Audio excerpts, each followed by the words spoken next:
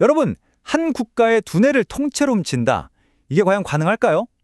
수십 년간 쌓아올린 국가의 군사기술 그리고 과학의 미래가 단 몇 번의 클릭으로 사라져버리는 정말 영화보다 더 영화 같은 디지털 첩보전.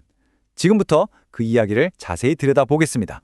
10페타바이트. 네, 이 상상조차 하기 힘든 숫자가 바로 중국 텐진의 국가 슈퍼컴퓨팅 센터에서 도난당한 데이터의 양입니다. 이게 어느 정도냐면요, 미국 의회 도서관에 있는 모든 인쇄물을 다 합친 것보다 500배나 많은 그야말로 어마어마한 양이죠. 그런데 진짜 중요한 건 데이터의 양이 아니에요. 이 데이터 안에는 중국이 수십 년 동안 천문학적인 돈을 쏟아부어서 만든 최첨단 국방기술 그리고 과학 연구의 모든 것이 담겨 있었습니다. 말 그대로 국가의 미래 그 자체를 도둑맞은 겁니다. 이 텐진 국가 슈퍼컴퓨팅 센터라는 곳이 그냥 데이터 센터 이런 게 아니고요. 6,000개가 넘는 국방, 과학기관에 연산 능력을 제공하는 말 그대로 중국 기술 굴기의 심장이자 두뇌 역할을 하는 곳이었습니다. 그럼 구체적으로 뭐가 털렸을까요? 와, 이건 정말 재앙 수준입니다. 차세대 스텔스 전투기 설계도부터 극초음속 미사일 시뮬레이션, 심지어 핵융합 연구 자료까지 중국어로 기밀이라고 선명하게 찍힌 국방 문서들이 고스란히 넘어갔어요. 이건 한 국가의 가장 중요한 전략 자산이 완전히 노출되었다는 뜻입니다. 자, 그렇다면 대체 누가 이런 엄청난 일을 벌인 걸까요? 이제 사건의 배후에 있는 미스테리한 인물들을 한번 따라가 보겠습니다.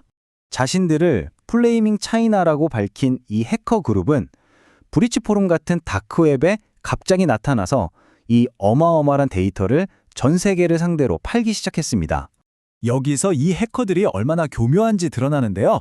바로 이중게임 전략을 썼다는 겁니다.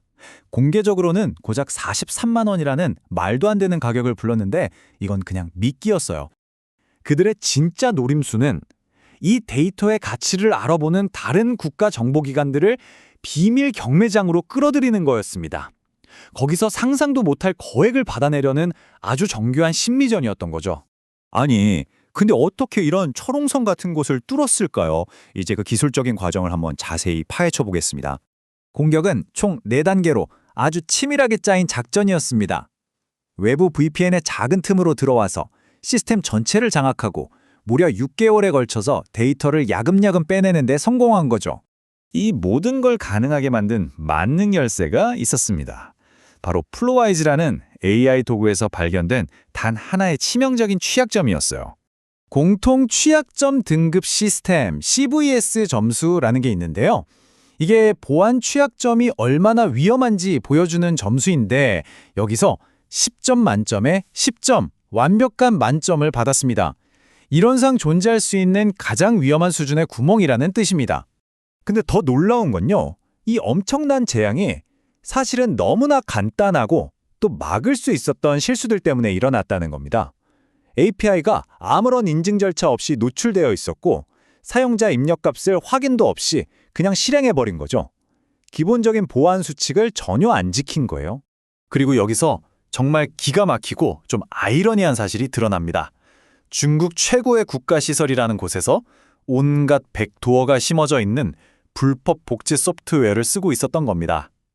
이건 스스로 적에게 뒷문을 활짝 열어준 셈이죠.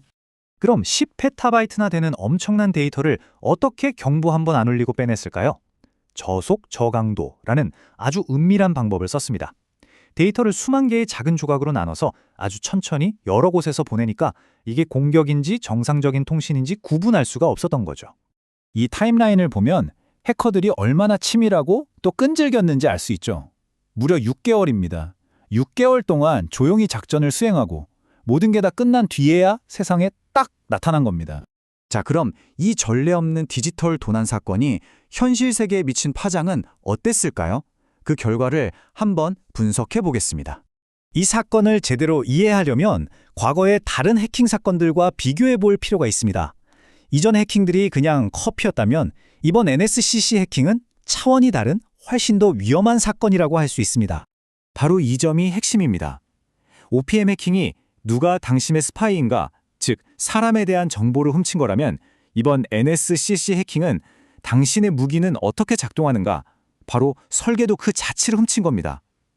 스파이를 알아내는 것과 그 스파이가 쓰는 무기의 약점을 알아내는 건 하늘과 땅 차이죠. 그렇다면 이 사건은 앞으로 어떤 미래를 만들게 될까요? 우리가 상상해 볼 수 있는 몇 가지 시나리오를 한번 살펴보겠습니다. 크게 4가지 시나리오를 생각해 볼 수 있습니다. 어떤 나라가 이 데이터를 조용히 사들여서 중국의 군사기술을 무력화시키는 조용한 정보전으로 끝날 수도 있고요. 아니면 중국이 보복에 나서면서 전면적인 사이버 전쟁으로 번질 수도 있습니다.